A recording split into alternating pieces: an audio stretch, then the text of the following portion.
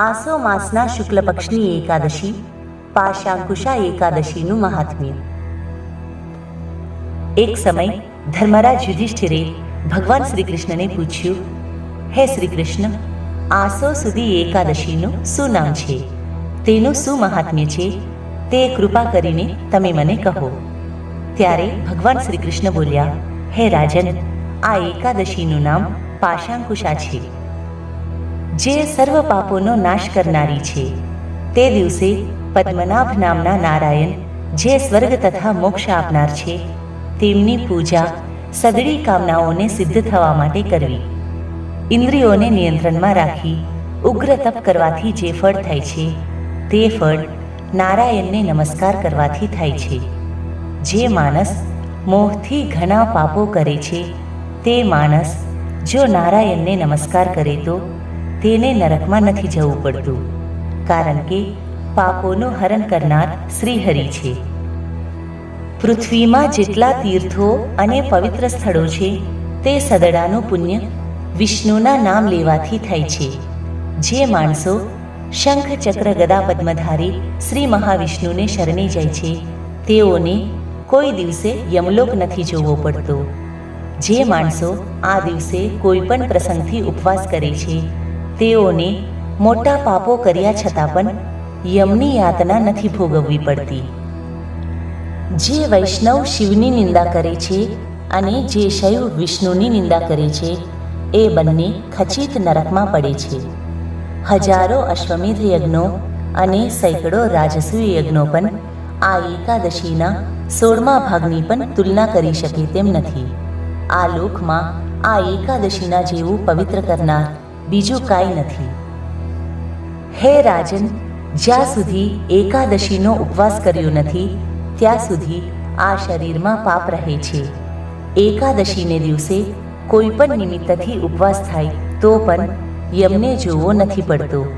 આ એકાદશી સ્વર્ગ આપનારી, મોક્ષ દેનારી, શરીરમાં આરોગ્ય આપનારી, સારી સ્ત્રી આપનારી અને ધન ધાન્યથી વૃદ્ધિ કરનારી છે.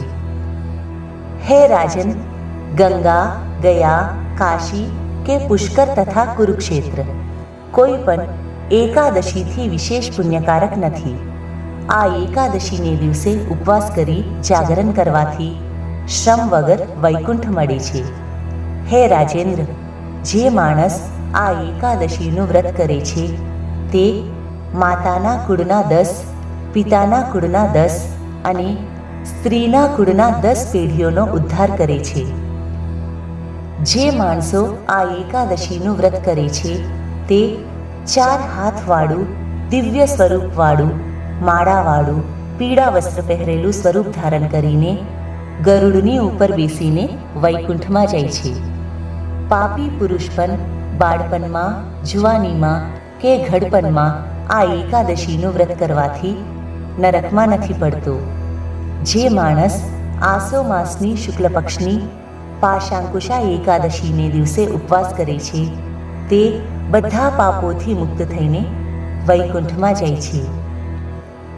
જે માણસ આ એકાદશીને દિવસે સોનું, તલ, જમીન, ગાય, અન્ન, જળ, પગરખા, વસ્ત્ર અને છત્ર વગેરે આપે છે, તેને યમના દર્શન નથી થતા.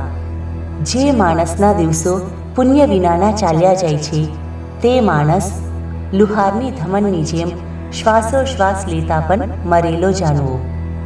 ગરીબ માણસો પણ શક્તિ મુજબ સ્નાન કરી દાન વગેરે કામ કરવા, પણ ખાલી દિવસ ન જવા દેવો. જેઓ તળાવ ખોદાવે છે, બગીચા બનાવે છે, ધર્મશાળા બંધાવે છે, અન્ન ક્ષેત્ર ચલાવે છે અને બીજા પુણ્યકર્મો કરે છે, તેને યમયાતના નથી ભોગવવી પડતી. જે મોટા આયુવાળા, ધનવાન, ઉત્તમ કુળમાં ઉત્પન્ન થયેલા અને રોગરહિત હોય છે, તેઓને આ લોકમાં પુણ્યાત્મા સમજવા. પાપ કરવાથી નરકપાત થાય છે, ધર્મ કરવાથી સ્વર્ગની પ્રાપ્તિ થાય છે. એમાં વિચાર કરવા જેવું કાંઈ નથી. ભગવાન શ્રી કૃષ્ણ બોલ્યા, હે રાજા યુધિષ્ઠિર, તમે જે પાશાંકુશા એકાદશીનું મહાત્મ્ય પૂછ્યું હતું, તે મેં કહી સંભળાવ્યું. આ પ્રમાણે ભગવાન શ્રી કૃષ્ણે રાજા યુધિષ્ઠિરને આસો સુધી એકાદશી પાશાંકુશા એકાદશીનું મહાત્મ્ય કહી સંભળાવ્યું. જય શ્રી કૃષ્ણ.